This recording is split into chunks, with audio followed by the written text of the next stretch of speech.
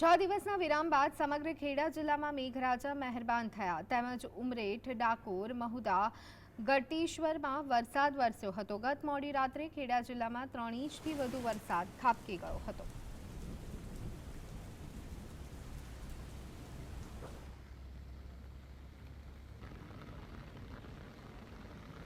તો આ સંદર્ભે વધુ વિગત મેળવી લઈએ સંવાદદાતા શીતલ પાસેથી। શીતલ, ખેડામાં વરસાદ જોવા મળી રહ્યો છે, મેઘો મહેરબાન બન્યું છે, ત્યારે આજે પણ ભારે વરસાદ પડે તેવી શક્યતાઓ છે, શું વિગતો? જો વાત કરવામાં આવે ધ્વનિ, તો છેલ્લા 6 દિવસના વિરામ બાદ આજે મેઘો મહેરબાન થયો છે। ખરેખર ધરતીપુત્રોમાં આનંદ છે। એટલા જ માટે આનંદ છે કે તેમ જે વાવણી કરવા માટે ડીઝલનો વપરાશ કરવો પડતો હતો, ક્યાંક ને ક્યાંક હવે એમનો ખર્ચો થોડો ઓછો થશે। ઘણા ખેડૂતોને વાવણી કરવાની હતી તે બાકી હતી, ઘણા ખેડૂતોએ વાવણી કરેલી હતી।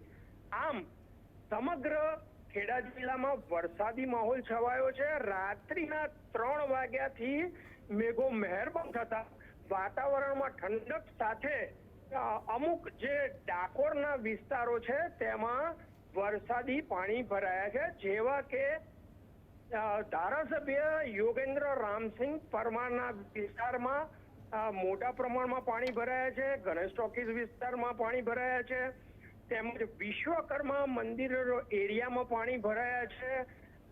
ત્યારબાદ વાત કરવામાં આવે તો ઘણા જે સોસાયટી વિસ્તાર છે તેમાં પણ પાણી ભરાયા છે। આમ અહીં પ્રી મોન્સૂન કામગીરી બિલકુલ કાગળો ઉપર જોવા મળી રહી છે। અહીંનું તંત્ર ખરેખર પ્રી મોન્સૂનની કામગીરી કરવામાં છેલ્લા ઘણા વર્ષોથી આ જ રીતનો ઢોંગ કરી રહી છે। આમ અહીંના સ્થાનિકોને હાલાકી ભોગવવાનો ચોમાસું હોય ત્યારે વારો આવે છે। ખાડા પડી જતા, ખાડામાં પાણી ભરાઈ જતા ઘણા બાઇક સવારો તેમજ મહિલાઓ પડી જવાથી તેમને મોટી તકલીફો થાય છે, વાગવાની તેમજ ઘણા અન્ય બીજા બધા તકલીફોમાં મુકાતા હોય છે। આમ અહીં પ્રી મોન્સૂન કામગીરીના લીરે લીરા ઉડતા દેખાઈ રહ્યા છે। જી, આભાર શીતલ, અમારી સાથે જોડાવા બદલ અને સમગ્ર માહિતી આપવા બદલ।